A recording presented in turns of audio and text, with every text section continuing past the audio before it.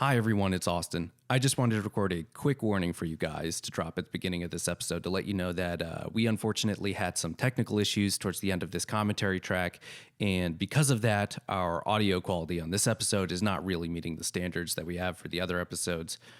So I apologize for that. I was able to restore it at least a little bit, so now it's at least discernible and hopefully not too irritating to listen to. So this is a wonderful movie, and it's unfortunate that we had these issues during this commentary track, so we may wind up revisiting this movie at some point in the future soon. But hopefully, despite all that, this episode is still enjoyable to listen to, so thanks.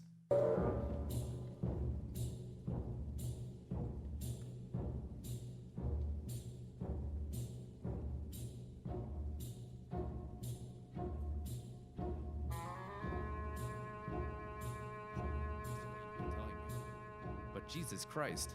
Yeah, they're terrifying. Why haven't we made a movie about that? About the rainbow shrimp.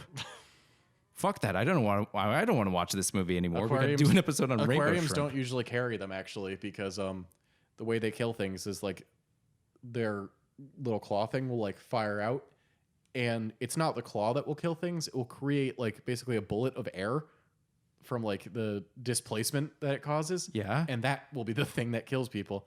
And because of that, kills people? No, like oh Jesus! Things. But they can like cut your fingers off and whatnot. And they don't keep them in aquariums because they're very good at breaking glass. And if you keep any other thing in them with there, they'll just fucking murder them. So, oh my God. Well, welcome to the Spectator Film Podcast. There's no way we're not beginning the show after that factoid. However, your number one podcast for all your rainbow shrimp facts, and occasionally some film knowledge too. Because seriously, now that you've mentioned that, I previously thought the movie we were doing today was amazing, but now I see it is severely lacking. Well, it only has there's no rainbow shrimp, and there's only 2 colors into it, as opposed to the 50 million that we're apparently missing out on. Now, technically, Maxx, there's no colors because this is sort of monochromatic, black and white, right? White is a color; it's every color. Well, we're not going to get into that philosophical conversation. My name's Austin. And I'm Max. And today we are doing the movie Detour, directed by Edgar G. Ulmer, a noir movie for Noirvember. Are you excited for Noirvember, Max? It's almost over. I am physically incapable of being excited during the entire month of November. Okay. November. You really took that. What's that song? November is a shitty month. October is a month-long party, and then November is the hangover in month form for that party. Anybody who says that November is your favorite month, you're lying. Well, I'm born in November, so fuck yourself. That's what I have to say. Another point against November. But Jesus, fine. Okay. I share a birthday with Vlad the Impaler. Hello. You're not making a great case for yourself.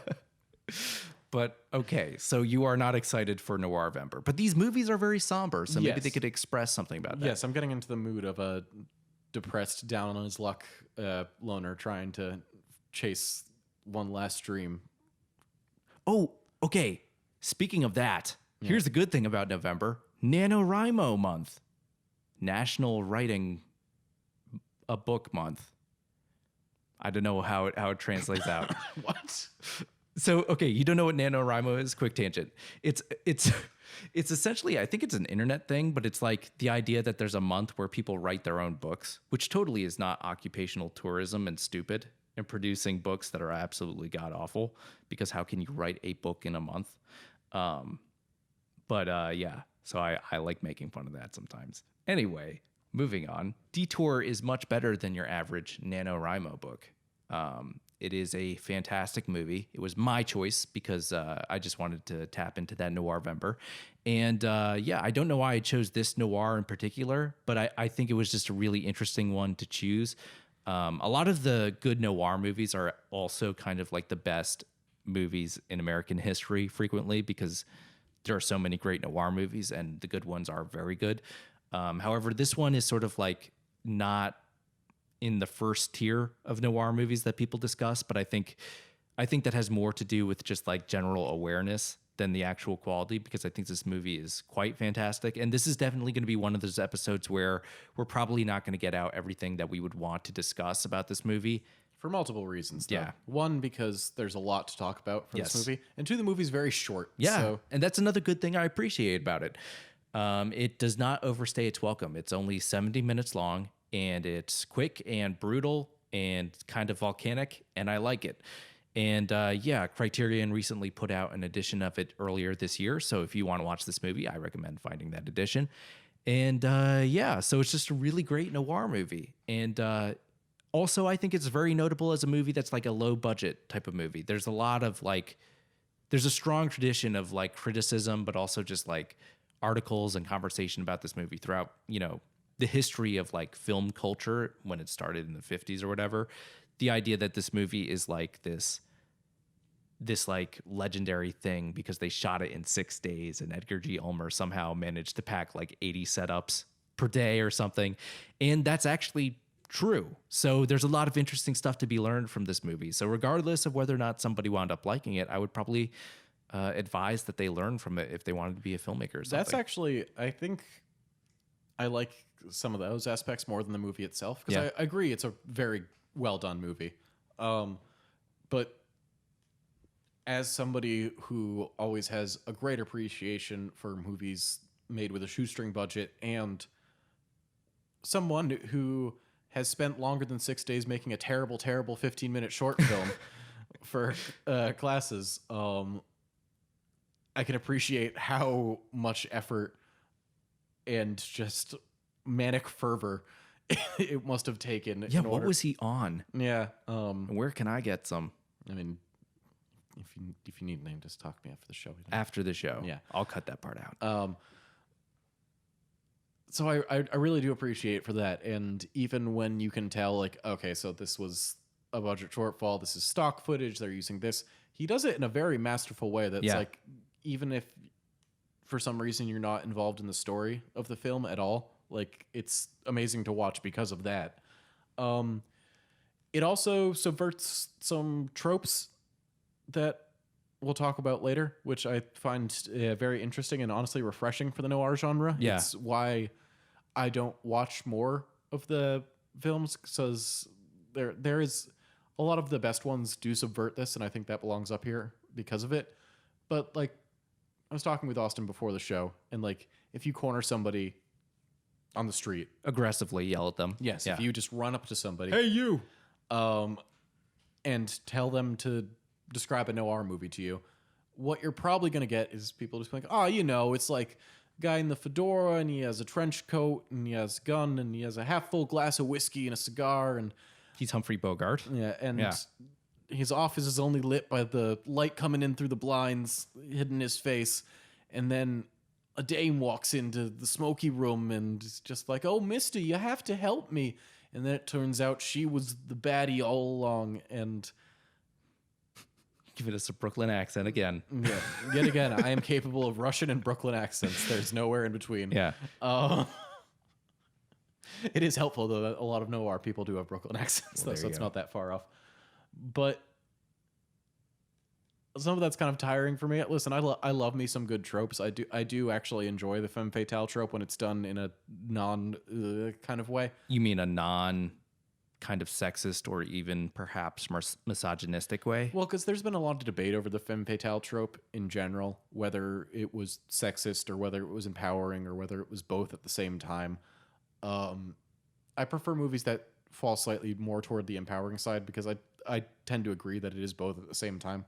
Well, the thing is, I mean, yeah, obviously there's going to be more nuance to it than merely that. But like, it is interesting to look at because there was this, and I think we've discussed it on certain other episodes, although I can't remember which ones, was like the idea that, femme fatale actors, these women characters, were limited to a certain narrative role in relationship to the men, but within that they gave a lot of like agency and performative like virtuosity to these really fantastic actors. Like some of the best performances of classic Hollywood are these just fantastic women actors just sort of bringing these characters to life. And that's a big draw of these movies usually, is like, okay, who is the actor playing the femme fatale? So you're right when you say it's a back and forth. They are limited to this specific role narratively, but sometimes, when the movies are smart enough, they actually subvert that narrative role. And then even if they're not quite sort of getting to that level, the performance can still be something that you can marvel in. Yes. Yeah. Which is the case for both of these on it. Like, Yeah, this movie, sure. it subverts the trope, and the actress's performance is absolutely amazing. Yeah, Anne Savage is like a fucking volcano in this No, movie. I would say she Yeah. outshines our lead immensely as soon as she shows up. And like you said, by design in the Yes. movie, and that's a really interesting thing about it. But it's interesting you mentioned that too, because I was going to bring up, like, you're not as big of a noir fan because of that, but like also, like, do you have a favorite noir off the top of your head even? Who Framed Roger Rabbit? You know what, that count. I mean, I would say that's a neo noir. It's so separated, but like that movie is amazing. It is. No denying. And that's the thing. Like, I've, and I shouldn't do this, but there are movies and even genres in my head, and some of the best noir movies do end up as like kind of film school movies. Sure. And certain film school type movies do break out for me, and I either remember why I loved them when I first saw them, or break out of viewing them as homework and sort of just milestones. Like that, a museum object. Yeah. Yeah. Where it's like, because if you go up to somebody and they're just like, oh, you know, my favorite painting's the Mona Lisa, my visceral response is, yeah, well, fuck you. Or you'll be like, okay. Yeah. Yeah. I find it much more interesting when people like vehemently defend bad movies than when people passively, Kind of just accept through cultural osmosis why some sort of classic is good or whatever. Yeah. And a lot of noir movies, when I'm watching them, I'm engaged. I'm like, wow, this is great filmmaking. Look at the lighting. Look at the emotion behind this acting. I really don't have a desire to see this again. It's just something about a lot of the films in the genre. It just doesn't appeal to me. It doesn't mean that I don't think the movies are well made or deserve a place in the film canon. It's just not a particular genre that I go out of my way to watch that often. And that's basically it. I don't have anything really against them. But yeah, I mean, so, you know, and a lot of them are just very similar too, is the other thing. In a way that does not emphasize their difference quite as much often. Compared to something like horror, where you and I will talk about how there are many, many redundant, similar horror movies, but that horror as a genre must, by its very nature, it constantly has to adapt and like as a market object, as a commodity, right? Yeah. The horror movie always has to sell itself on the ability to scare you, which in other words means outsmarting you somehow. And even if they fail, I think filmmakers at a certain level understand that about the horror genre going into it. Whereas with noir stuff, you know, there was a lot more of people just sort of cranking things out and it being similar. And, you know, the reason why we have so many that are worthwhile is just because they had the ability to practice their artistry on it. But that won't always necessarily translate, like you were saying, to something that's equally interesting on a story level. That said, I do love a lot of noir movies. No, and I always do see your passion crackling like across when you talk about them and how much you love them. And I wasn't going to deprive you of talking about at least one this November. But the thing is, we've only done one before this. Yeah. And people usually draw the, like, I don't know why it's this, but people usually say the original period of noir movies is probably going to be from The Maltese Falcon in 1941 to people usually put the end date at like late 50s with Touch of Evil or something. But the one we watched was definitely part of that later period where you could say at that point, it's been like over 10 years since this really became a big sort of genre. So it's like, is this really the same thing as what we're talking about when we're talking about noir? You know, I mean, obviously those boundaries are going to be somewhat arbitrary all the time. Like our distinction between Who Framed Roger Rabbit and this, right? But I think it's interesting to hit this one because this one is a little bit earlier, even though it is playing with those tropes and sort of stock character archetypes in a way that we both find to be self-aware and deliberate. But I think the fun thing about doing this movie too, is that now that we've done this movie, we can maybe use it as a springboard to launch episodes on other movies, perhaps even Who Framed Roger Rabbit, because that is such an excellent movie. A man can dream. Yeah, Robert Zemeckis' best movie by far. Oh, yeah. There's no dead-eyed nerd children in that one. Keep Polar Express out of this. I guess you could say... I'm dead inside, but I'm not nearly as dead as every character in that movie. I guess, like, I'm just imagining now, like with Christopher Lloyd at the end of Who Framed Roger Rabbit, if you just put that in Polar Express, it would be more true to life with his eyes exploding. I don't and want to bulging go out of off his on face. too much of a tangent. Have you ever heard of the movie Food Fight? No. It's a disaster of an animated movie starring Charlie Sheen, Wayne Brady, Eva Longoria, and Christopher Lloyd as the main villain. Oh God.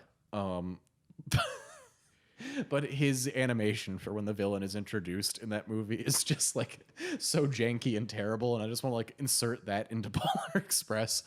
Oh God. What year was this from? This sounds like early 2000s. We're not talking about Food Fight now because that movie has like such Let's not a glorify chronicled this movie. No, it's like such a chronicled like clusterfuck of a backstory. We can't like quickly talk about This is its own odyssey to go on. Maybe we'll talk about Food Fight on the Spectator Film Podcast One in the question. future. Yeah. Do two of the actors pass an egg yolk between their mouth while they're kissing? Like Tampopo. No, but Hilary Duff does play a cat girl that Charlie Sheen wants to fuck. So I wasn't expecting that. Oh my God, that reminds me too. Now that we've done this movie, know what another neo-noir movie we could do is? Feel a Day. Do you know what that is? no. That's an animated movie that's a noir about cats, and it's for adults. Just like Cats the musical. Ugh. Let's not go there. So are you... Okay, let's take a detour from this stupid fucking conversation and start the movie. Yeah, let's move away from cats and go into Detour. Are you ready, Max? I'm always ready. Let's All go. right, let's do it.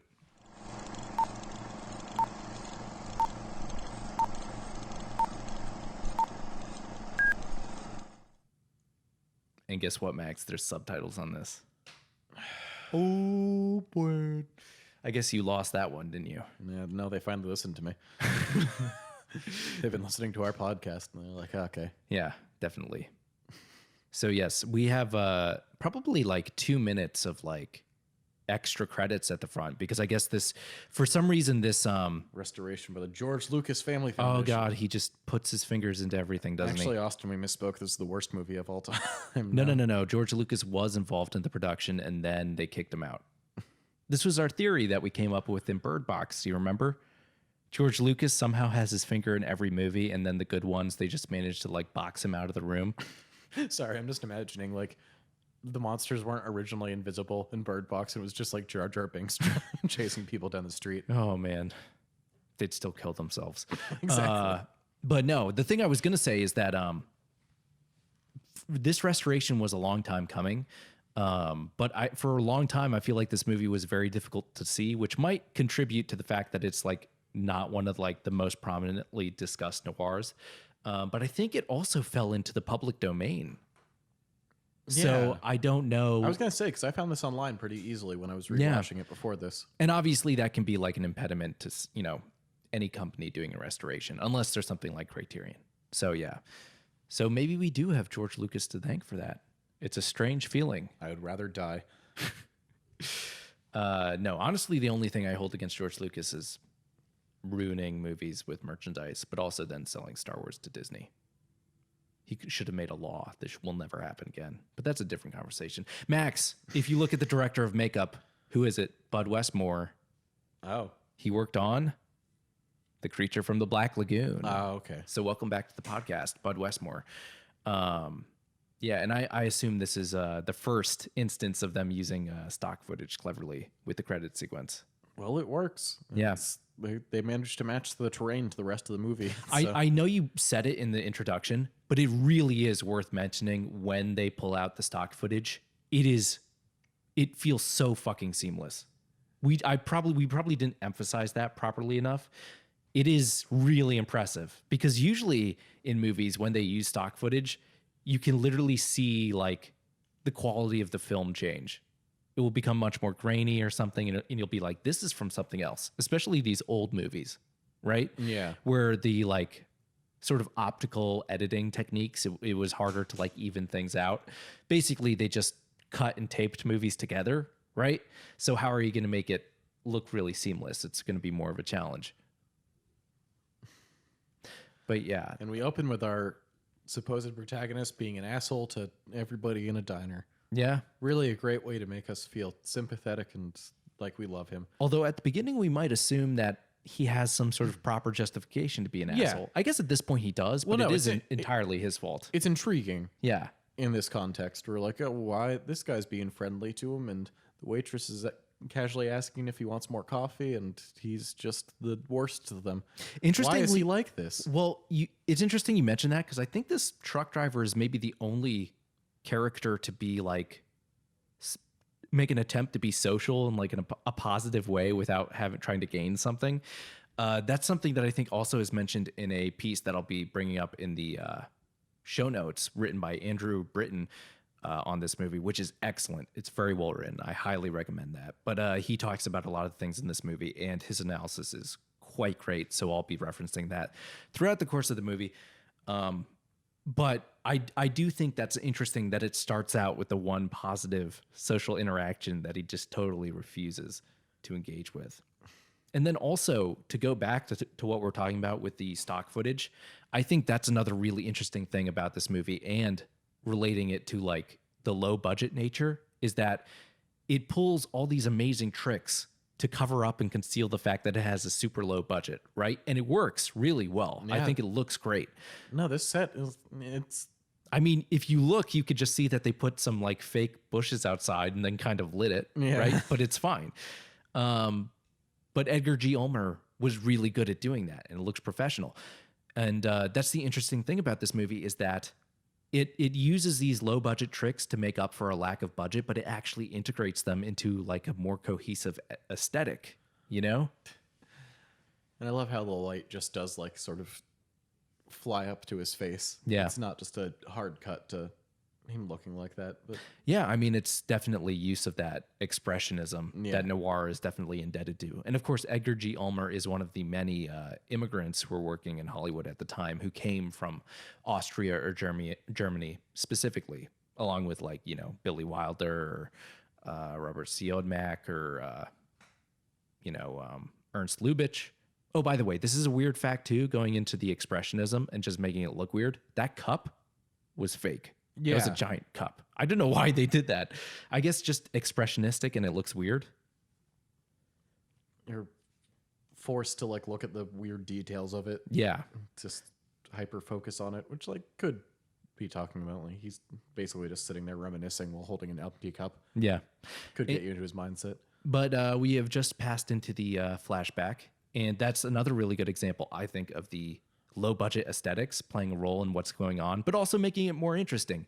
In older movies, usually what would happen if you wanted to transition into a scene that was a flashback, you would do like some sort of misty fade over their face or something. That's what happens in like Casablanca, right? Yeah. It's just like, oh, we're flashing back.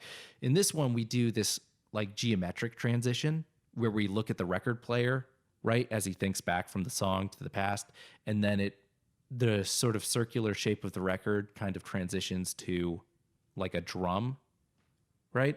But it's interesting because when you think about it, it's like, okay, we have to compensate and do stuff like that because we don't have money to shoot like a ton of exteriors or something.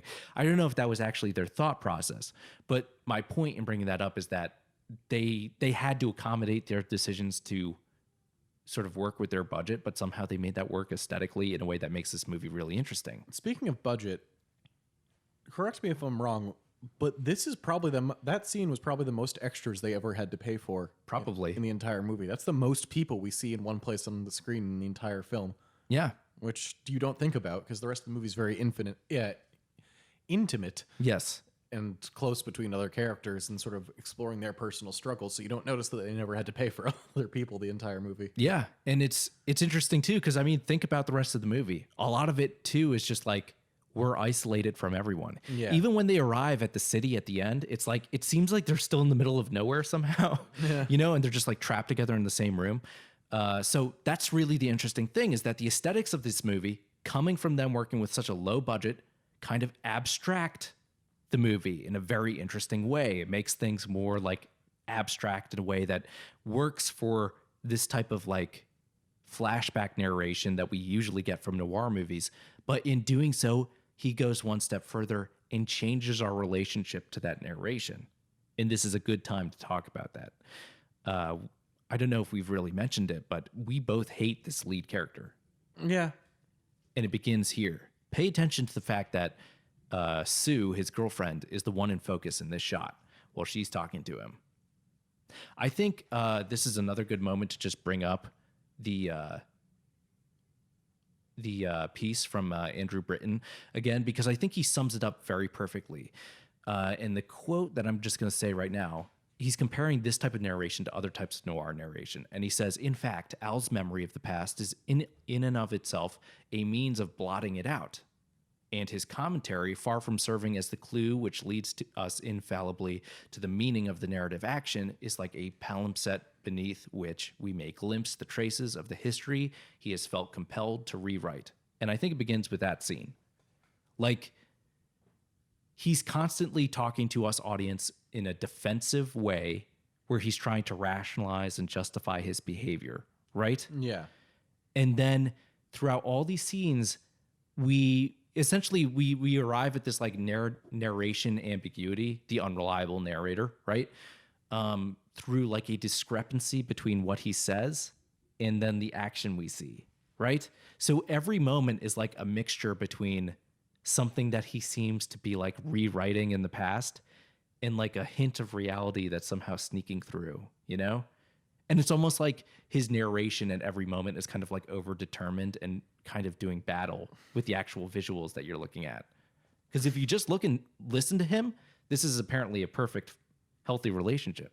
Yeah, it was just a normal girl and a normal guy, and that's why we loved each other. Yeah. But even that's supposed to, like, why did you like her? Like, did you have things in common? Did you have a grand plan when you were young and you outgrew that? No. And I do think this is a very interesting case of an unreliable narrator where, like, we're seeing the story as he's telling it. Yeah. Not necessarily how it happened, but again, I think it's a mixture of both, weirdly. Yeah. Well, that's the thing about unreliable narrator stories is that, like, the truth is always in there and It's it always latent. it always seeps in, but the way it's presented to you isn't always honest. Yeah. And that's why we say to look at like that shot specifically when he's playing piano and we see Sue start to address him, because the focus has shifted and it's on her, not him, meaning the camera is paying attention to her. Yeah. We don't care what he's doing. And that's when the rift really starts to grow between them. And we realize that he is somebody who is narcissistically intent on insisting that life is miserable and he has no chance to succeed. He's a fucking soggy loaf of bread. He's a wet blanket. Yes. Right? Also, And where are they living? Where? they're just fog.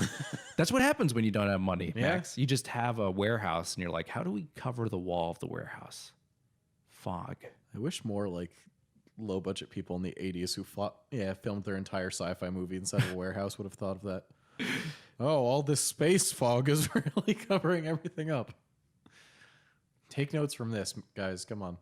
I mean, it really is. Yeah. I mean, there are certain like obvious things like this. You don't get an actor who can play the piano, but I mean, most actors can't. That's maybe a bad example, but I mean, like, it's the principle of the thing, you know. Like, you find ways to cover up lack in your budget in a way that makes. And So he contributes actually to the was movie. playing the piano in this. I didn't know that. But No, he wasn't. okay. Yeah. No, I was just saying, like, you know, filming their hands. That's an obvious one. You don't Oh get yeah. somebody. I mean, I did that trick back in my first year of film school.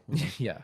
We wanted one guy to play a drummer in a band, but he didn't know how to play the drums. So you film one person's hands and then you Yeah. do a wide shot of the It's a other person. terrible example of what we're talking Yeah, about. that's what I'm saying. Like, Because movies with money do it too. yeah. Yeah.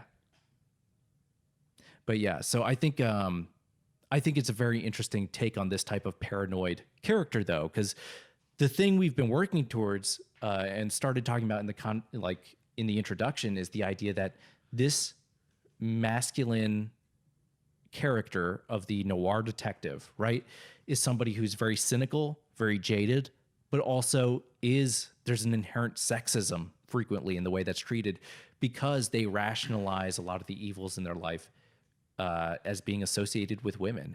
And with a lot of noir plots just in general, it is this sort of like displacement of responsibility for anything onto some evil woman that's come to wreck your life. We can compare it maybe to Sunrise, right? With the woman from the city. And Okay, I mean, you can look like the evil of that movie is displaced onto her, not the male. right? And it's almost like a continuation of that She's a logic. caricature in that movie. Yeah. But I mean, are femme fatales not merely just like a more elaborate version of that? And then sometimes the performances are really just that good that it's like, wow, this comes to life. Yeah. But without that, it could just be really like when you don't have a good performance and the movie isn't smart, it just comes off as like, well, Wow, you hate women, huh? yeah. Damn, these women are awful, aren't they? It must be very hard to be such a victimized straight white man in the 40s that Exactly. would have had it all if it wasn't for those damn women ruining everything. But this movie is aware of that. Yeah. Because as we've discussed, it is already playing with the unreliable narration. And I think it is really, I mean, really, I think this movie is aware that like this type of story is participating in that male fantasy. By the way, just another really excellent use of stock footage, right? Where we're just using footage of like the telephone operators. It's just a clever way to do that, to like help break up the scene a little bit. And again, I'm going to quote the Britain notes again, where he says, Ulmer uses these brief and extraordinary elliptical expository scenes to define his hero as a man who lacks all sense of aim and purpose, who is essentially indifferent to everything but what he takes at a given moment to be his own interests, and who, above all, instinctively rationalizes his convenience on all occasions, either by absolving himself of responsibility for his actions completely, or by providing himself with a spurious but flattering account of his motives. And that's really just this character, right? He's a sad sack who is, he's not even like, we could compare him to like an Edgar Wright protagonist. Yeah. Because they're kind of similar, right? Where they're down on the, like Shaun of the Dead. Sean, he's not in a good spot in his life, right? But at least he's like, he's not like maliciously intent on like maintaining the charade or the charade. Yeah.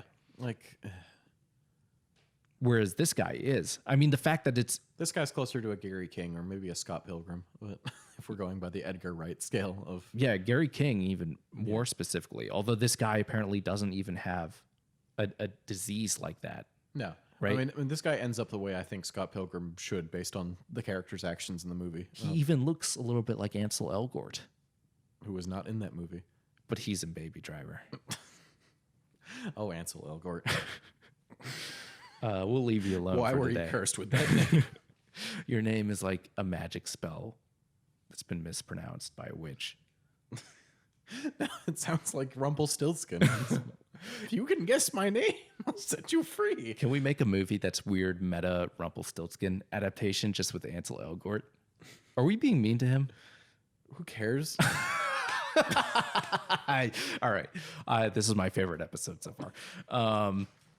But yeah, so moving on from Ansel Elgort, I think it is a very similar instinct in those characters, though, right? And we've talked a lot about how, like, you know, Manic Pixie Dream Girls work in a way that maybe you could compare to Femme Fatales in the sense that... I think they're on a sliding scale almost. Yeah. They both are...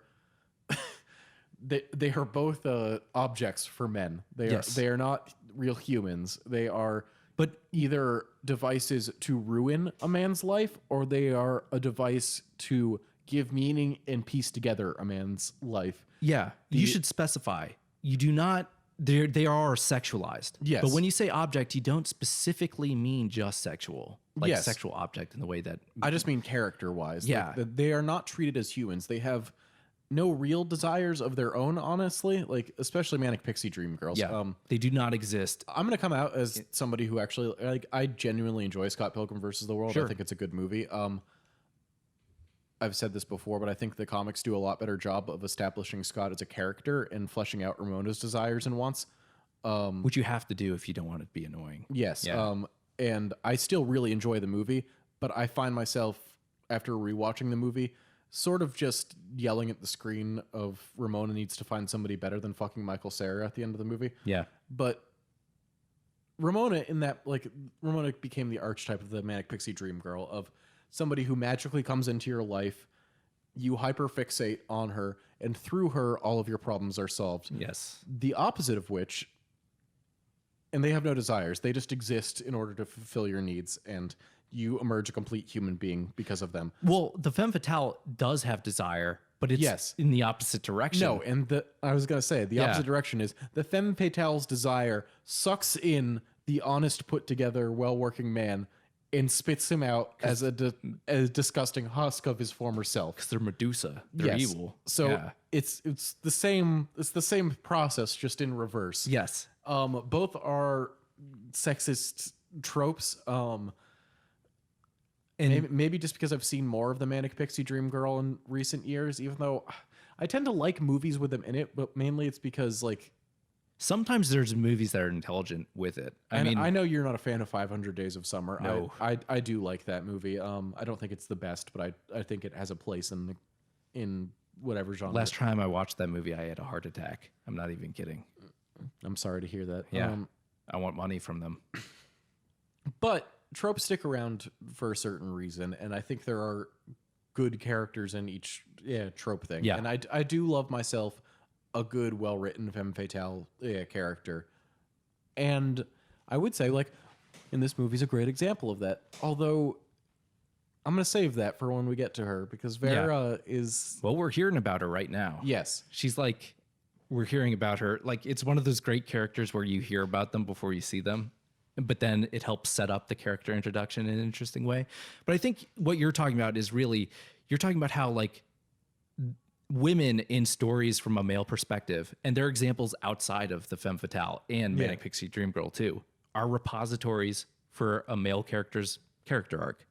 They are an object, like you said, that enters the orbit of their character, of the male character, like a satellite. And then somehow that gets us from point A to point B.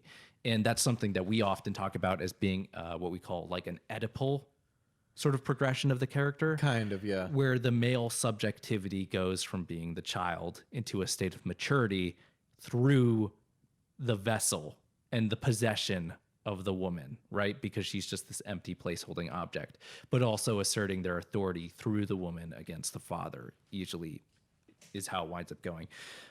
So that's a very common thing in Hollywood storytelling, and not merely just movies with Manic Pixie Dream Girls and femme fatales, obviously. No, I just think they're the sort of opposite ends of the They're a good spectrum. they're a good benchmark to use in terms of discussing how those two things are still similar, even though they might appear very different on the surface. But again, this movie is aware of that, and I think the really interesting thing about it is that the movie still accepts that they're living in a sort of like I guess kind of dystopic. They're living in a world that has been made brutal by capitalism, because this movie is very preoccupied with money as well, as we'll discuss. But also, like, it takes for granted that when Al is doing all his belly aching, that he is still occupying a position of privilege above these women. And wrapped up in that is the, acknowledgement that his narration and this story that he's telling us is part of him revising history to not have to confront his privilege or the fact that, he has any responsibility in any of this, right? Yeah. And that's something that we'll talk about a little bit more when Vera shows up. But one thing I also wanted to mention too, and I thought about this earlier today, we talk about how old movies sometimes on the topic of rape, right? This might sound like it's coming out of nowhere, but think about the scene we just saw with Haskell, where he's describing his scar. He's describing his attempted rape of Vera, right? Because the assumption here is that in this day and age, when a woman is hitchhiking, they're not Sunday school teachers, as Haskell puts it. So obviously he thought he was entitled to something in return, and Vera disagreed. Yes. Now, my thought process this morning when I was just wondering about this movie was like, when we talk about old movies, we sometimes talk about how they seem to have rape scenes or depictions or descriptions of rape, but not recognize that it is rape, really. They may even recognize it as something bad, but they might not. They might even address it in the movie, but like the way it's shot or filmed or sort of things. There's like a lack of understanding. I think recognition is the key word. Lack of recognition that rape just happened in the movie. Yeah. And my thought was like, the movie seems to, at first glance, maybe participate in that a little bit, but then when you think about it, it's like, maybe not. Because if this is part of his recollection as well, and we've established the unreliability of his narration, but also how, as we'll discuss when Vera shows up, this movie definitely puts you in a position where you have to acknowledge that there's like a structural inequality in the society where the male has the advantage. And it's related to treatment of women as a sexual object.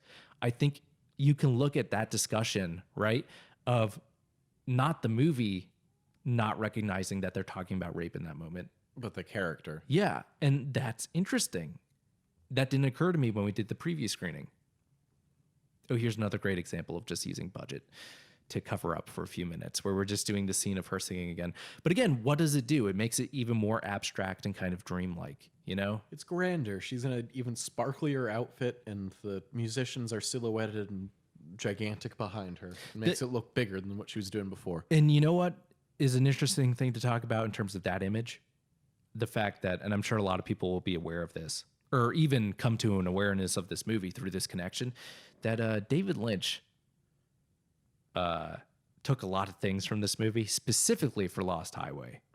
And it's really interesting to watch this and Lost Highway back to back, because they're both about like men going into a dream fictionalized space that's kind of like not operating by normal rules and is more abstract in order to deal with some sort of, I don't know, loss of sexual agency, or perceived loss of sexual agency. So this is basically like the inciting incident in the movie. Yeah.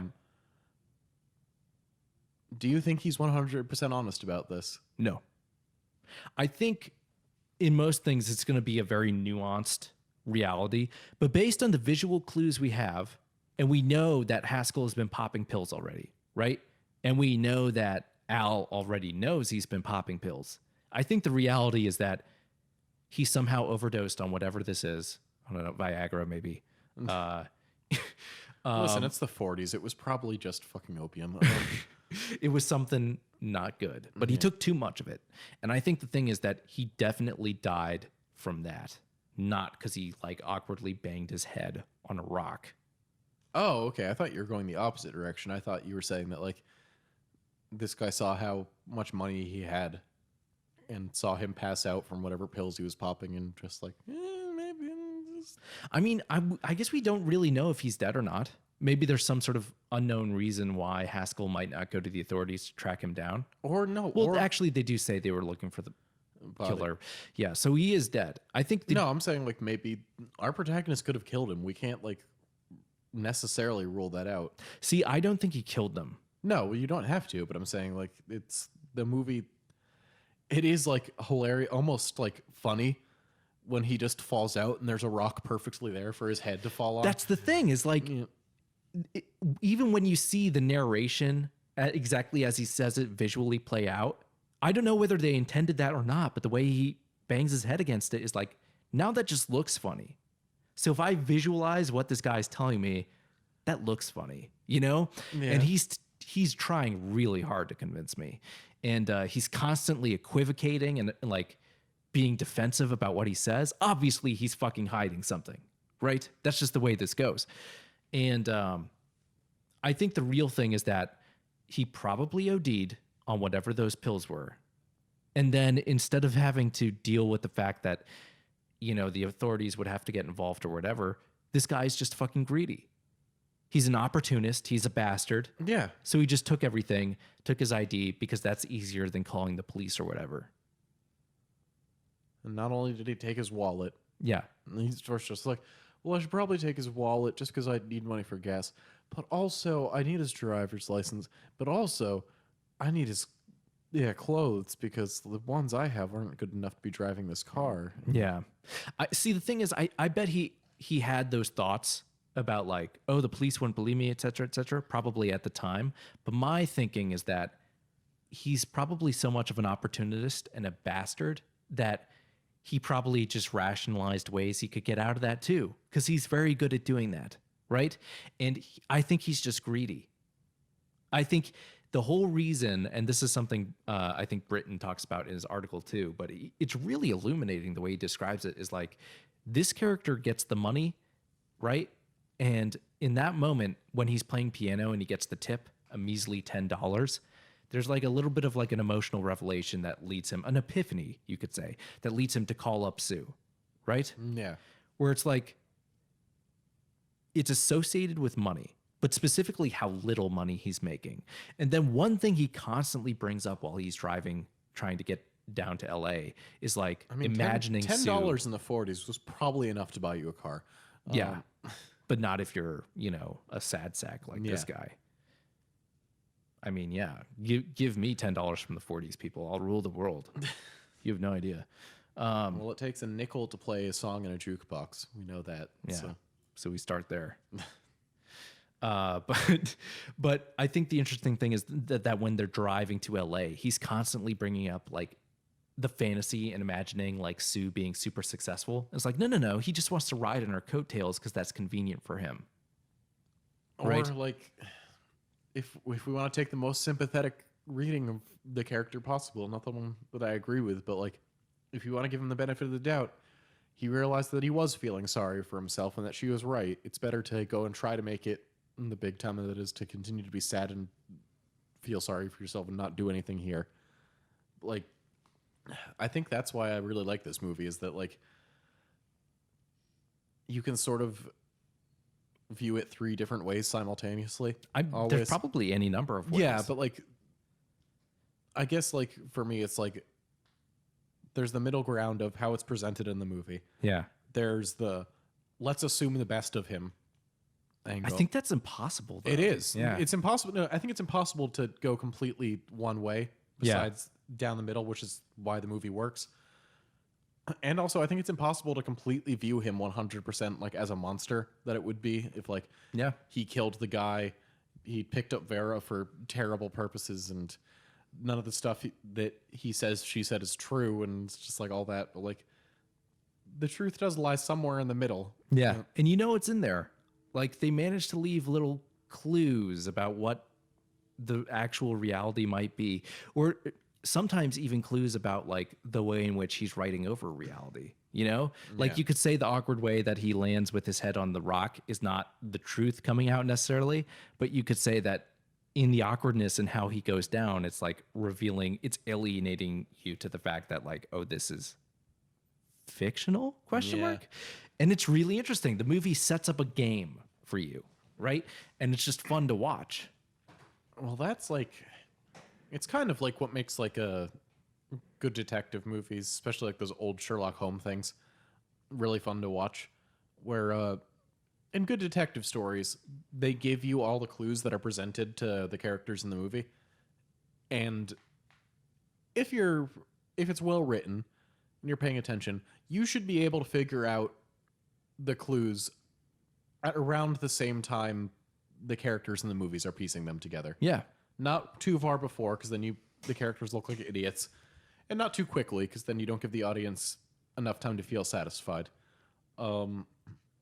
This is sort of doing the same thing, but just with the story, and you're never given it a definitive answer about what really happened.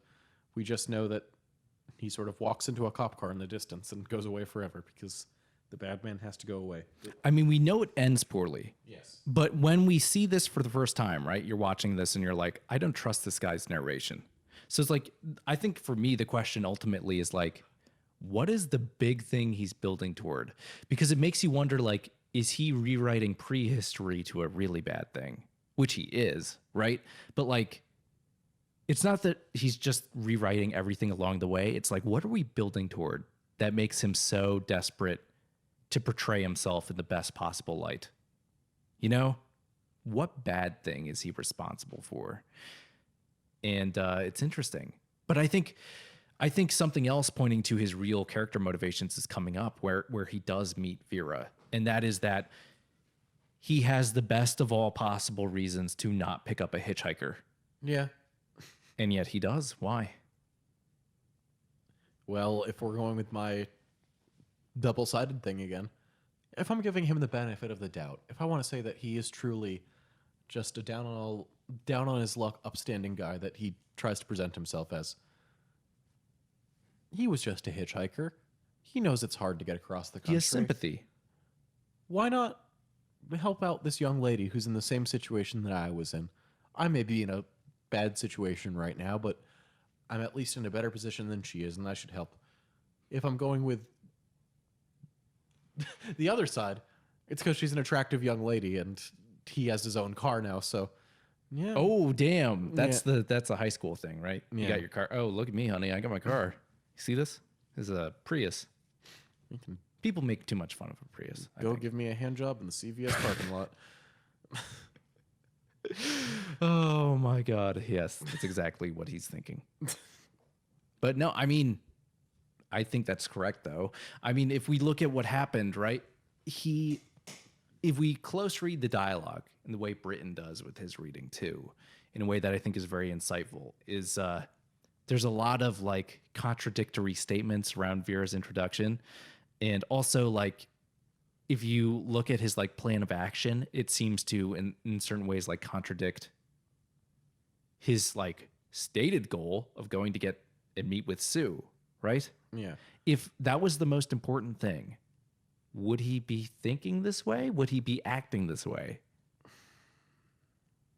And also, when does Vera figure it out? I don't know. Is it right now? Because she was eyeing up and down the car sort Yeah. of cautiously, almost like a stray animal, kind of. Just Yes. like judging, like, is this going to hurt me or help me? But is she doing that just as like a general, like, can I trust this guy after my last thing? Or is it like, wait, that's the same fucking car? Oh, Yeah. It's interesting. And that's a real testament to Anne Savage's performance. And I think she's, like you're saying, she's electric literally the first moment you see her. Yeah. And I don't know what it is. Even this shot, right? It's really interesting because you have the shots of her and then you have him doing the narration at the same time. And somehow it starts to seem, just as we've established that there's like this discrepancy between the visuals and his narration, it seems like she is constantly doing battle with his narration. And sometimes it just seems like she wins. I don't know how that works, but it's like she's just volcanic in this, even when she's just sitting still. And I don't know how they managed to do that.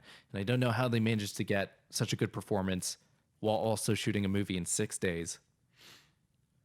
But it's pretty fantastic. But another thing Andrew Britton points out in that scene when he's first describing her is like, there's a lot of interesting contradictions in how he talks about her being beautiful versus not beautiful. He describes her as both not beautiful, but also desirable in a way that's like distancing, but also like, you understand what I'm saying, right? It's kind of like,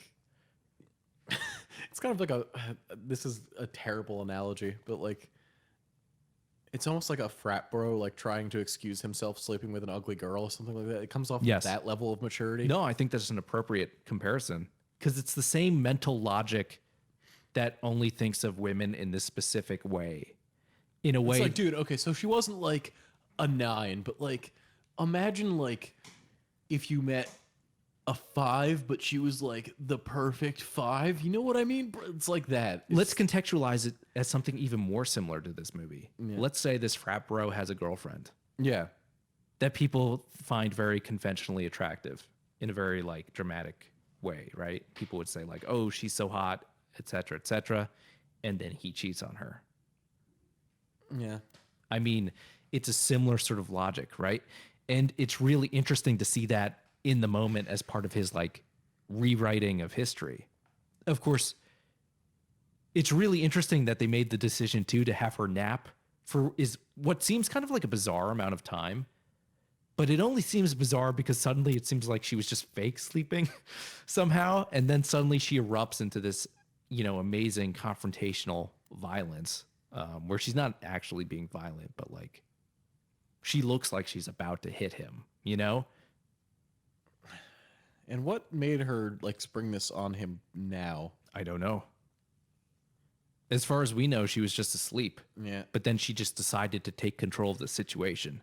And that goes back to something you mentioned in the introduction that I think is really important and worth mentioning, is that when Vera takes control of the situation, she immediately distinguishes herself from other femme fatales by doing it on terms that are not at all sexual and not like manipulative in an underhanded way. She is manipulating him, but she's fucking letting him know Yeah. that she's doing it. And at first, when you see her, you might not necessarily feel like she's an unconventional femme fatale right away because, I mean, she's showing her legs on the side of the highway Yes. to try to get a ride. but then once she has the ride, things are a little bit different. Yeah, and she's Yeah. besides a couple of scenes later on that sort of represent our main character's male gaze, she's not inherently sexualized throughout the rest of the movie. That's not Yeah. So, really her. and I think it makes those moments where she is later, briefly, more interesting because it's then it's like it's not some sort of passive decision that's indulging in like making them this erotic object. It's like, okay, what's going on here in the story? Why is she being sexualized now? Because clearly she does not need that to be in charge of this situation, and that's not the only part of her character. So yeah, and again, that's just another interesting part of that Britain article where he's pointing out something about the structural inequality between men and women, right? And for him, it starts with Sue's line at the very beginning where she points out that a drunk was pawing her, is what she says.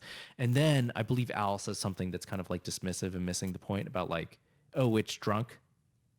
Instead of acknowledging that the place they work at is kind of like a dive and is not good, maybe, or demeaning for Sue to work at, but he doesn't think that. He thinks what drunk? You know what I mean? Yeah. He doesn't understand the place is bad. He just thinks of in terms of like straightforward antagonists, right?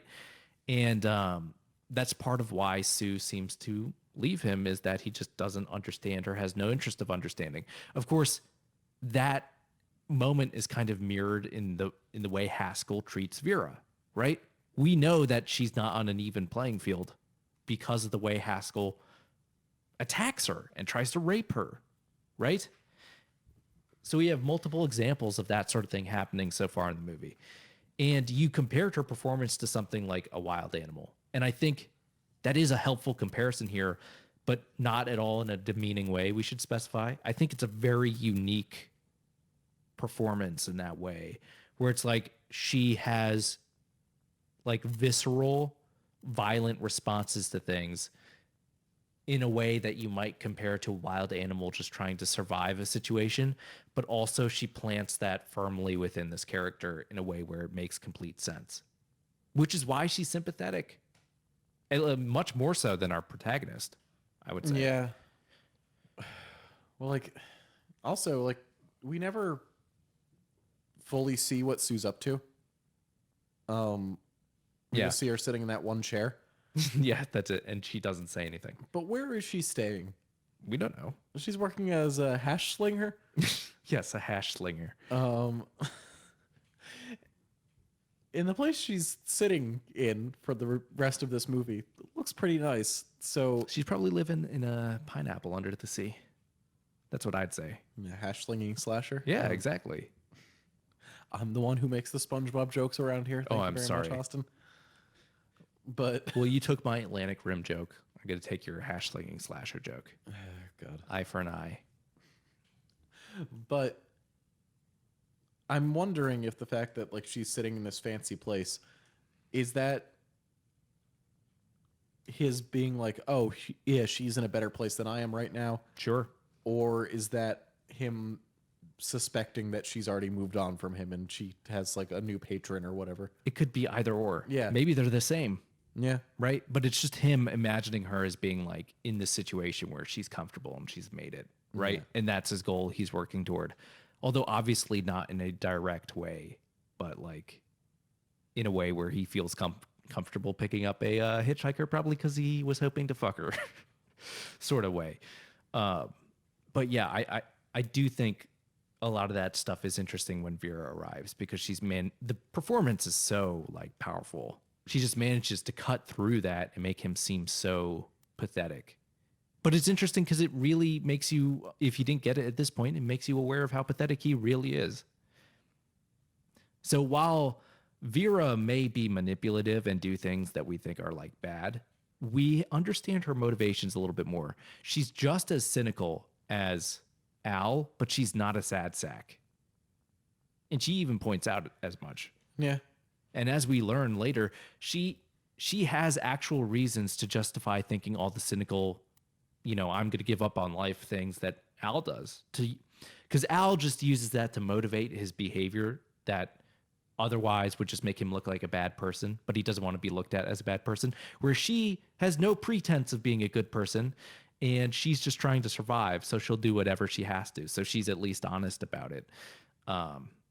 But she could make those prevarications and rationalizations because she is going to die for real. Yeah. Yeah. Also, this dystopic world where everything is set against the individual is even more against her, as we've established. Here's another interesting shot where we see her legs prominently. But again, this is one of the interesting things that the movie does, where as it goes on, she starts to be more interested in like a sexual relationship with Al, which then Al refuses. Or does she, though? Is that Al just projecting? Maybe. Maybe you could argue that. But this is probably another interesting moment to make another comparison with this movie, which is really neat, and talk about how it is also kind of a road movie, and also similar to another movie that we've been wanting to do on the show. It Happened One Night. Oh, I thought you were talking about Jack Kerouac. Oh, On the Road? Yeah. Nah, that's a different thing. Or The Road. Oh, God. Or Mad Max Fury Road. Oh, God. Oh, God. Wouldn't it be funny if he just got hit by one of those massive cars? That'd be great. Well, that's why I love the beginning of that movie, because like any illusions you had about him being like an invincible action hero, he just gets the shit kicked out of him in the first 5 seconds. That's probably a good way to start most movies. Yeah. Especially reboots, right? You're going to reboot this thing. Okay, we're going to start by just kicking the shit out of them for a good 15 minutes. Then we get to start. Yeah. Yeah. But yeah, this movie is similar to both of them, and especially with It Happened One Night. It really does, in a lot of ways, feel like an ironic sort of take on that type of road romantic comedy. Not that all romantic comedies always have a road in them or like some sort of traveling aspect, but that is a big part of that movie and the way it works. And It Happened One Night is also, It Happened One Night is probably as hopeful about the state of our country and America and the idea of the American dream as this movie is cynical about it. Very, very true. Yeah. Yeah. And it does feel kind of like a mirror image. It would be interesting to do a double feature of them because literally they have repeated plot elements. What happens? Oh, they register at a hotel as a married couple, but it's a lie. Oh man, I don't know. That's pretty similar, right? Yeah. And the other interesting thing is like looking at, if you are going to take that sort of track and look at it as a road movie, let's talk about what road movies are and what they mean to America, right? It's almost the inverse of It Happened One Night, of where in that like the woman is the one with the material wealth, but the guy has the know-how Yes. to get by. And this is completely inversed. This one has slightly more money than the other, but she has more know-how because she's not somebody who's mopey. She's actually had a hard life. Yeah. Yeah. And that's the interesting thing, is that it's less of like a clear dichotomy between them. It's just that she is what he thinks he is because she actually has a harder life, but him not recognizing like what we would today call privilege, but like at the time, maybe you could just call like his structural position in the society and the power he has as a man. And also the fact that he's not dying of consumption, by the way. He's just a fucking loser. He will perpetuate the evils of the society because he has no awareness of himself. And he's just a shitty person. And then people like her will have to put up with it. But if we are going to talk about the road movie, I will turn to Britain again. And I will quote him here when he talks about sort of the idea of how it usually works. So he writes, Ulmer embodies the contradictory concept of the savage or non-social society in his use of the metaphor of the road. This metaphor recurs frequently in American narratives, and it is almost invariably used to celebrate the individual resistance to the constraints of an intolerably oppressive, conservative, and regimented society. So how does that work? We go on the road to escape the man, right? So when this social world becomes too oppressive and regimented and regulated, you go on the road to escape. And that ostensibly, when you go on the road, that's where you can sort of reinvigorate the American spirit, right? We can Yes. break away. We can start anew. We can go on the Oregon Trail and Yes.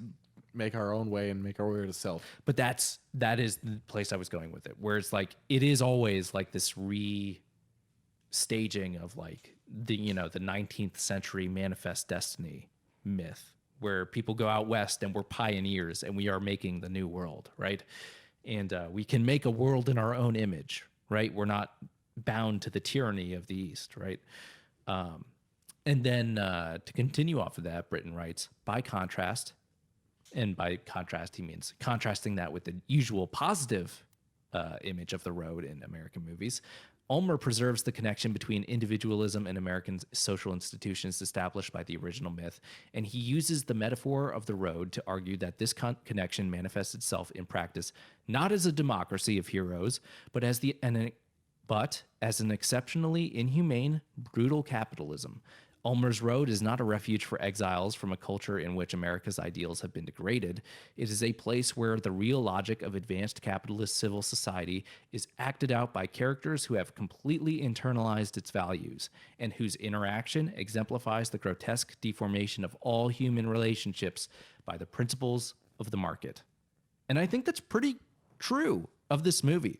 In almost every scene, people interact in very transactional, straightforward ways, and it's all very contingent, short term. It's all about getting what is in your best interest at that particular moment. And then when we try to have actual normal interactions here inside the house, when we're playing, husband and wife with these two characters, they don't know how to play those roles, right? They don't know how to consummate this quote unquote marriage they have, because they keep interacting with one another in that shrewd, brutal, inhumane way, right? And it's all about getting ahead, right? Well, we established the long cord on the phone. Oh, yep, that'll come back later. Now, the first time we watched this, could you see that coming, sort of? Not at all. In the moment when it happened, though? No, I thought it was stupid. If I have one complaint on this movie, it's Vera's death. Honestly, it is a little silly. But I think it still works. I thought you were talking about who he was going to call when he pulled out the phone. Oh. I thought he was going to try to be like, at this point, like, listen, I'm trying my luck with the police. I'm tired of dealing with this woman. But no, he's just calling to get a sort of supercharge of, this is why I'm doing this. We're doing this all for Sue. Yeah. But just to remind you, audience, that he's not really that bad. He's being taken hostage by this woman. It's not like he would go along with this. yeah, and see, he called his soon-to-be wife rather than submit to her terrible feminine wiles and seduction. You can't get him into bed. He wants Sue. That's why he didn't go with her to California. I love that. And yeah, that's why did he pick up Vera? Fuck you. Yes, he has literally the best reason possible. But with that, and like, I think it's interesting to look at this movie through the fact that it's told through his view, and that like Vera is comically flirting with him, and then like when he nobly doesn't respond to it, she gets very uppity and offensive, and like, oh, I never wanted you anyway, and it's just like, coming from the perspective of the guy who picked her up on the side of the road.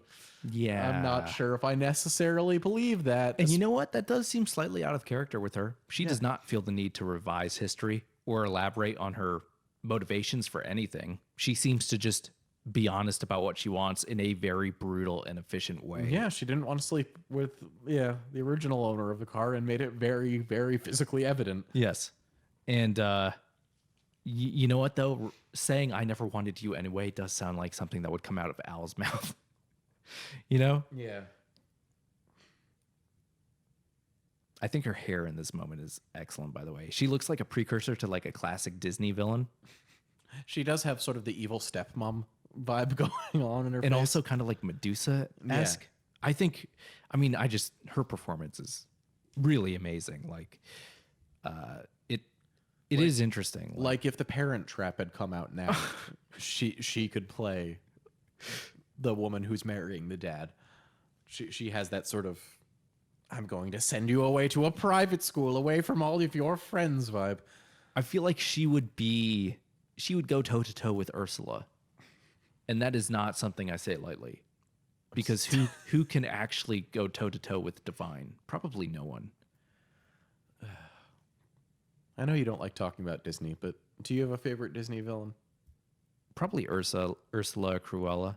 I mean, one of those is the right answer. I'm not going to hear someone else, but anyone else is a consolation prize because those two are untouchable. I would say that, like, because part of me wants to chime in with Dr. Facilier from The Princess and the Frog. Oh, I have no idea who that is. But unfortunately, he is like, he outshines the rest of that movie because the entire rest of the movie is kind of, it's problematic in some certain places. You can tell it was written entirely by white people.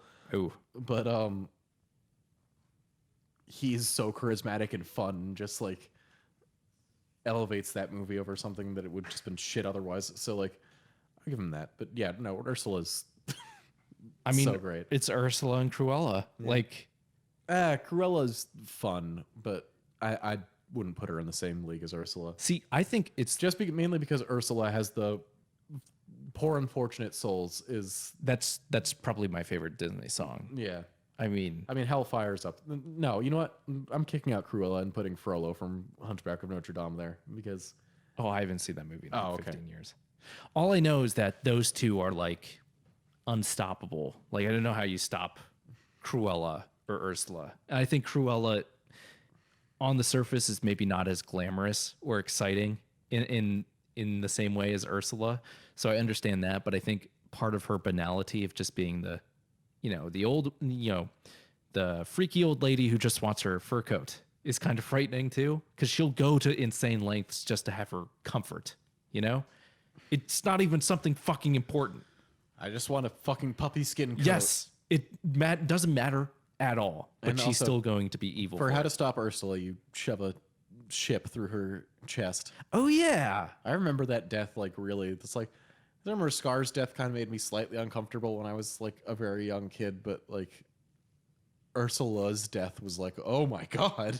Impaled. She's just impaled by a ship. Yeah. It's the only way you could kill Divine, too. That is actually how Divine died. Yes. Little known fact. Oh my God. We've talked about doing a John Waters movie, but we have to think about that because damn, that's hard. I've been pushing for one for quite a while. Because the question is, in what meaningful way are you going to like talk over what's happening? Yeah. And also, which one do you fucking start with? I feel like Female Trouble's a good one to start with. We'll talk about it. If you have notes for us, people, suggestions, let us know. Let us know what John Waters movie you want us to watch. Yeah. We are not accepting Alvin and the Chipmunks 2 as what? He makes a cameo in that movie. Okay. Well, I'm glad that's off the table. Yeah. Because if we had to do that movie based on someone's recommendation, I would throw it in their face and change our audio to make it chipmunk voices for 2 hours. So then you have to fucking live with that. You wanted your chipmunk movie? There you go. So anyway. Also, who in the studio process was like, we need a cameo in this Alvin and the Chipmunks movie? Fucking John Waters. Perfect. But I don't know. Maybe they didn't know it was him. No, they did, because in the script, he's just like, it's something like, oh, well, yes, I like this. And Alvin responds with, yeah, don't give me that. I've seen pink flamingos. I don't know. In a children... Okay, whatever. Sorry. We should get back to Detour. Let's take a detour from our Detour. conversation about Alvin and the Chipmunks 2. Mm-hmm. Talk about, the admittedly much less exciting movie, Detour. And one thing that I also think is worth mentioning, and there's a lot of criticism on this movie that talks about this too, the idea that this movie has shades of like allegories of being a movie about exile in terms of a national standpoint, right? His existence, Al's existence, is very like migratory. They go from one spot to the next. He's living out of this car, right? A lot of the places that they sort of stop at and come into contact to are places like this, where it's not about home or anything. These are places for people in transit, right? This is not a restaurant. This is an eat in your car restaurant. Honestly, not to sidetrack us again, but I would like that. Okay, but I mean, you understand my point. I know, They're I'm still saying, eating in their we need to fucking bring these car. back is all I'm saying. Oh, okay. Yeah. I mean, why? I like the idea. Drive-throughs are... You want to like dirty up your car? Oh, my car is a fucking cesspool already. Well, then if that's what you need, there you go. But I mean, it's interesting because they go from one place to the next. Also, there is a subtext of like characters will change their names and take on new identities like willy-nilly, right? Al becomes Haskell. Haskell was pretending to be a preacher to, scam money out of his dad. Vera and Al become Mr. and Mrs. Haskell. Vera, we actually don't even know if that's her real name. Yeah, you can call me Vera if you like. Yes, that's what she says. That's also so interesting that she takes control of the situation by saying, "You should call me this." She doesn't say my name is Vera. She says she's immediately giving a command. You know what I mean? God, everything about her character is like fantastic.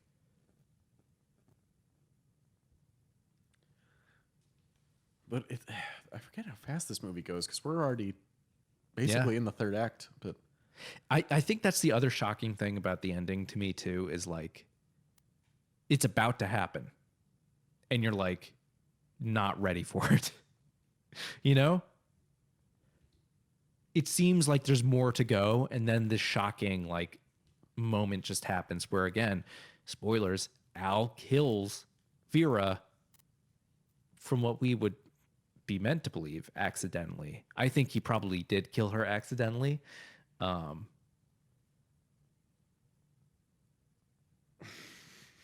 he killed her in a very convoluted way. But you know what? It is convoluted. When I think about it, like, that's part of the thing too, where people would constantly ding this movie for years because there would be this little bit of an academic tradition in talking about it, right? And then some people would be like offering a counterpoint where they say there's a lot of inconsistencies or things that don't make sense or things that I just cannot suspend my disbelief. I cannot suspend my disbelief that she would be strangled by a fucking phone cord. I don't know. Maybe they were very durable at the time. I feel like it would just break. And right? also, if he doesn't want to call it, like, him pulling it isn't the best solution. Like, find where it goes into the wall and pull it out there. Kind of preposterous. Yeah. So is it real? You know, maybe that's the thing that these people who have problems with like plot inconsistencies, they don't sort of weigh that as much. It's like, is it real or is it not? I don't know. But definitely, to go back to the sort of looking at this like as an allegory of European exile, I definitely think the way that they are constantly arguing and talking about having to work up different ways of getting money relates to that as well. They're constantly moving back and forth, and it's always motivated by money. And I think for a lot of like, this specific wave of filmmakers who came from Austria and Germany, part of the reason why the noir movies are as great as they are is because a lot of them are a fusion of like that European talent with the great Hollywood stars, and then that sort of outsider look on certain parts of America, right? Where they have a very nuanced relationship with it. It is going to be their new home, a lot of them, for the rest of their lives, and they're going to be working there for the rest of their lives. But they're going to see parts of it that are bad, right? But at the same time, a lot of these people, where are they coming from, Max? Fucking Nazi Germany. Okay. They're exiles, right? But they're not completely at home here either. Right? So they're kind of in between places. They're kind of in a hybrid position. And that leads to a lot of like, that can be something that's like stressful and contributes to, if you're going to be an artist, a type of paranoid artistic style, you might say. Not to like, reduce everything about noir movies and their lives to the paranoia of noir movies, but it makes sense to me that they would be the artists who would be very capable in bringing that type of cynicism and assessment of American society to the screen in this way. And of course, Edgar G. Ulmer was one of them. Another thing, I'm not going to talk about this a lot. Another thing people talk about a lot on that note was the connection between this movie and like Adorno's thoughts, Theodore Adorno, his thoughts on jazz, where he was another one of those Austrian German Well, he was a critic. He was like a cultural critic, writer, philosopher type of guy. But one thing he always talked about was like how jazz is like this. It's kind of like the epitome for him of like exported American culture industry. But he thought it was like worthless and like ideologically oppressive. And what is the thing that constantly like incites Al's agitation throughout this movie is like this swinging jazzy big band tune from like the 30s. So people like to talk about that. Here we go. Oh, it's happening. You know what else is weird to me about Vera? And this is a total tangent, is that she wears the shoulder pads, and I think she looks really good in them. And usually I think shoulder pads on men and women look fucking terrible. Obviously, you don't watch enough anime because Oh, that's what gave me away. All right. Are there a lot of shoulder pads? it depends on how, like, the show I was talking about, JoJo's Bizarre Adventure, that's just camp inside camp. Every man is wearing shoulder pads. Fist of the North Star, Dragon Ball Z. Anything where you have manly men being manly men. I mean, I can appreciate it in terms of camp. Yeah. I always love that, especially with its like just blubbering men, like a Death of Stalin type thing. I love the displays of masculinity as they try to like, you know, dick wag at each other. That I can get on board with, but it still looks bad. Non-ironically wearing shoulder pads is where Yeah. you draw the line. Oh no, he accidentally killed another person. But Max, the world is full of skeptics. I know. I guess I'm just too skeptical to believe this fucking. On the night she was determined to call the police on you, she just happened to strangle herself with a telephone cord. Yeah. I mean, it happens all the time. And then he walks back to New York and the police pick him up. And that's how the movie basically ends. But I mean, look at how interesting this segment is too. Again, if we're just talking about like, okay, I don't know exactly what prompted them to make this decision to shoot this sequence this way, but the way we just like gaze over all these details with the, you know, going in and out of focus, right, with the camera, but it's in these close-ups of these objects. It's like, this is such an interesting way to decide to shoot this, right? And the movie is full of these details. And I think part of it makes the movie kind of stylistically feel fresh in a way that, you know, a lot of other movies are not. They don't really feel that way. Even if you like them, right? You can acknowledge that the aesthetics of something are firmly planted in its like day and age. Oh, yeah. Whereas this one, some of those moments are so like out there and kind of unexpected to me that it feels very current in an interesting way. Sorry. What? I was just thinking, I just wanted to call just like, hello, police. Yes, hello, this is police. But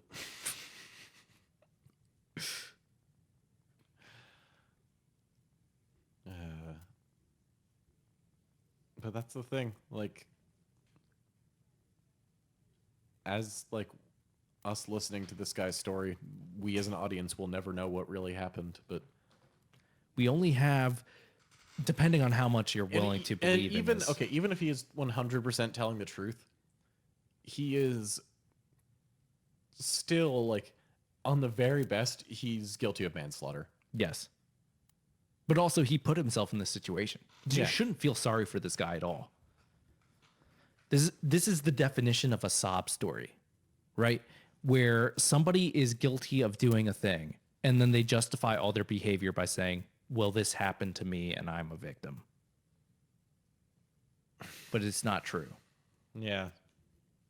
I honestly thought the movie was going to let him just sort of get away with all of it because it's shaping up that way. Yeah. Honestly. Honestly, that would be Where the sadness is and the guilt and the him never getting to see Sue is the real punishment that he gets. but also we don't even know if that's like, that would be the more interesting way to end it, I think. But I know for a fact that the ending was sort of tacked on in response to a memo from Joseph Breen, because this movie violated the Hays Code in a number of different ways. Very notably in terms of like its take on the idea of prostitution and the sort of way it brings that up kind of in the discussion of Vera's character, where the Hays Code has a strict thing where it's like, okay, if you're going to tackle something with prostitutes, you have to show that they are criminals specifically, not prostitutes. and this movie doesn't really bother to do that right Well, it away. doesn't explain Vera- what Vera is anyway, yeah, or what she does, other than just as a drifter and not a Sunday school teacher. So we know Yes. one career she is not, but yes. we don't know what Process of elimination. career. Yeah, We also assume she's not the president.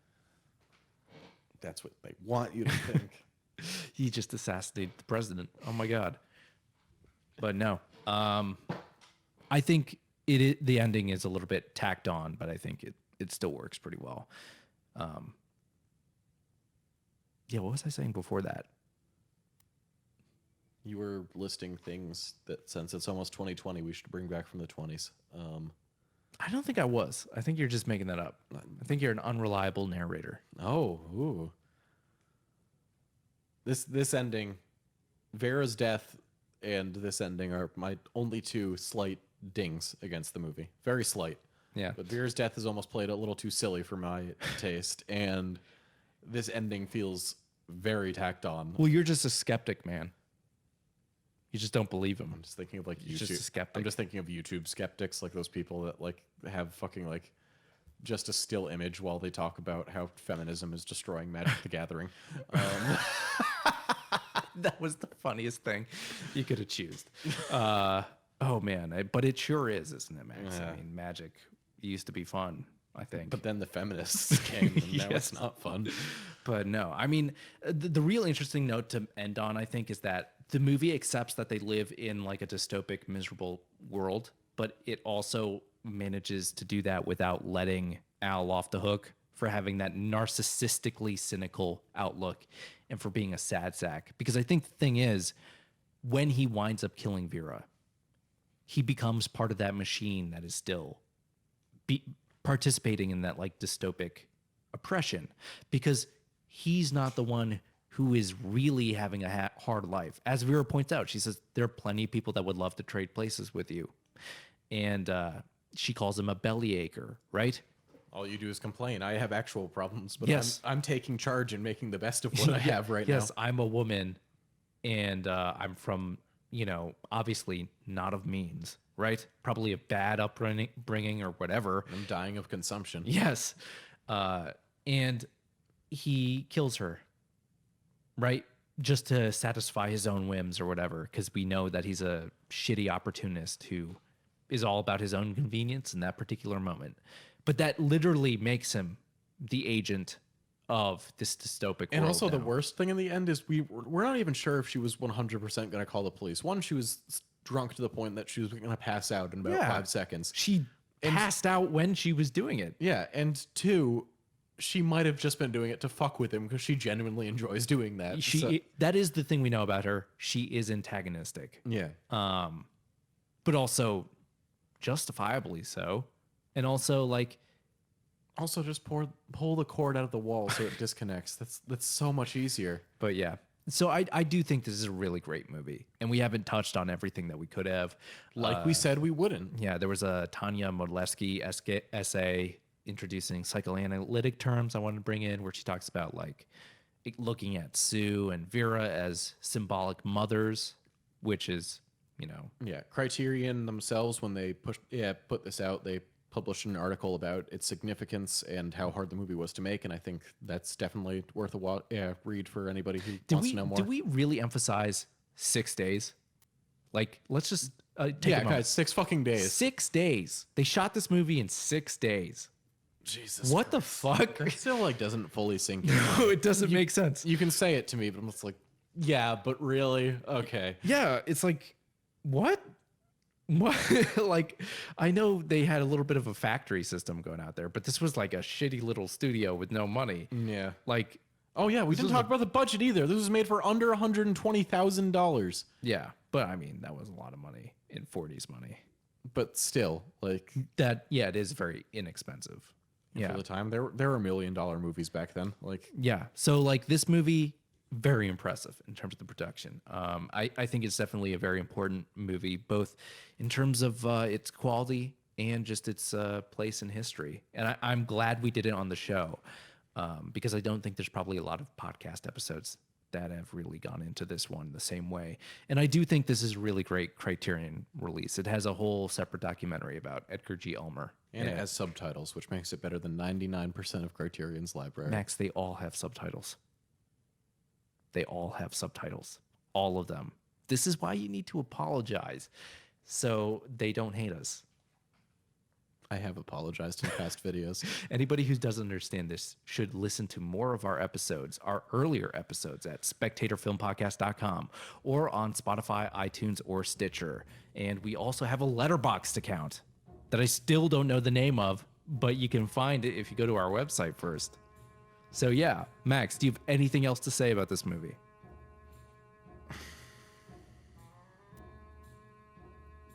Well, okay, Don't then. get fresh with me. Okay, goodbye, everybody. Goodbye.